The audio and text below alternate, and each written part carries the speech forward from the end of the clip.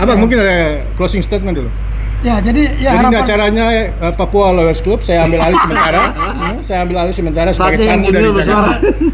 Harapan kita ya belajar dari kasus Panji. Ini kasus yang sebenarnya kasus yang harus perlu ditindaklanjuti. Pertama, yang kedua, memang dalam pilkada saat sekarang ini kita lihat bahwa suasana demokrasi itu jauh berbeda dengan pilkada yang pertama itu. Sangat. Dan ini sangat masif sekali ya. Ada dugaan keterlibatan oknum-oknum polisi yang dilabeli sebagai parcok itu, ya memang itu harus dibersihkan. Karena apa? Ini akan sangat merusak demokrasi yang kita bangun di Republik ini, khususnya di Papua. Jangan sampai demokrasi ini kemudian menimbulkan persoalan politik lain di balik soal itu misalnya ya.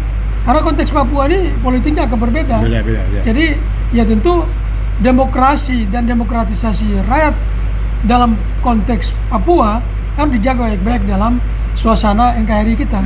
Ya jangan sampai persoalan pemilu ini akan berebet kepada politik-politik nasionalisme, politik-politik persoalan-persoalan integrasi bangsa ini harus dijaga. Dan kalau keterlibatan aparat atau oknum aparat itu justru menjadi salah satu pemicu yang akan sangat berpengaruh terhadap keberlangsungan proses demokrasi di Papua. Termasuk kita juga ingin mengingatkan kepada penyelenggara, ya kan? Penyelenggara ini juga salah satu yang harus dikawal. Karena pemilu dari waktu ke waktu penyelenggara itu memperbaiki kekurangan dan kecurangan itu. Kualitas demokrasi semakin baik. Tapi kita lihat dalam perjalanan demokrasi saat sekarang ini itu justru kita mengalami satu kemunduran dalam proses demokrasi. Apalagi dengan keterlibatan aparat-aparat oknum itu semakin merusak proses demokrasi yang sedang kita bangun di negeri ini. Ya, sekarang ini kan proses demokrasi yang kita bangun sekarang ini, jangan sampai demokrasi itu kemudian menimbulkan yang namanya nasionalisme ganda.